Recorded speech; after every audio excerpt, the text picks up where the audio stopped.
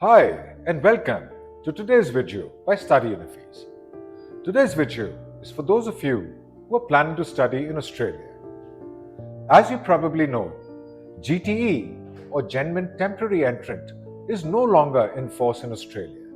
Instead, there is a new framework called the Genuine Student Requirement which is now in force. One of the most important things about the Genuine Student Requirement is that now you are no longer required to write a 300-word statement in your visa application. Instead of the statement, there will be several questions that relate to the previous statement that will be asked and said, which you will have to answer in a maximum of 150 words. So today, first, we're going to find out what these new visa application questions are, and later, we're going to talk about how to answer these questions. Expect a set of questions, or at least one question, on your current circumstances. Your current circumstances is your current family situation, your current community situation, and if you're a grad student, your current employment, along as your financial or economic situation. While answering these questions, you have to keep the new Genuine Student Requirement in mind. And thus, your current circumstances should be put forward in the answer in such a way that you demonstrate the fact through your answers that you are a genuine student and that your intention is to genuinely study in Australia. Next, expect at least one question about why you chose this particular course and also why in Australia. Through this question, as you answer this question, you must demonstrate that you have an in-depth analysis and knowledge of the course. You must also demonstrate that you know the university or college you are applying to very well, how it relates to you, and how it meets all your needs. Also, you have to demonstrate through your answer that you know the requirements of the course. Finally, in this question, while you're talking about your choice of Australia, you also have to demonstrate that you know a little bit about living in Australia. This question, in sum, has to be answered in such a way that you demonstrate the fact that you're a genuine student and that your intention to study in Australia is serious.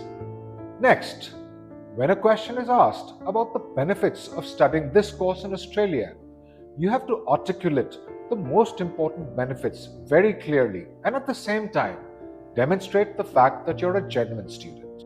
Now let's talk about the other evidence that you're required to show. And we will talk about this other evidence within the framework of the Genuine Student Requirement. Firstly, your academics to date. In keeping with the new requirements, your academics have to be spot on. Students from the more reputed boards, students from the more better schools, and also students who've got a better academic performance till date will find it easier to demonstrate that their academics reflect the fact that they are genuine student entrants. If you're a grad student, you will also have to provide evidence and answer questions about your employment to date. Your employment must be aligned with what you have studied in your home country and also what you plan to study in Australia. You must demonstrate that your employment leading to a course in Australia will offer real value in the entry level and also in the long-term professionally. Most importantly, your economic circumstances and the evidence submitted in lieu of your economic circumstances must be such that they must demonstrate that you are able to afford all the costs of studying in Australia, along with the fact that you are a genuine student. Students with credible financials in the new Genuine Student Requirement will definitely be given preference. In addition, your potential circumstances in Australia are also very important. There must be a match between your current circumstances and your potential circumstances. If the visa officer sees a disparity between your current circumstances and most importantly your current economic circumstances and the circumstances that you will experience while studying and after studying in Australia. Next, your potential circumstances in Australia.